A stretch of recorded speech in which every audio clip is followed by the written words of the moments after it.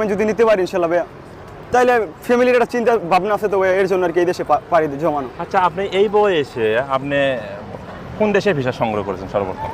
প্রথমে ভাই আর কি কাতারের, পরে কাতার থেকে দুবাই থেকে এরকম করে 2 দিনের মধ্যে আর কি সিরিয়া থেকে ইনশাল্লাহ মিশরে দিয়া। আপনি সিরিয়াও গিয়েছিলেন? হ্যাঁ ভাইয়া, সিরিয়ার কি ট্রানজিট ছিল, ট্রানজিট হয়েছিল সিরিয়া থেকে।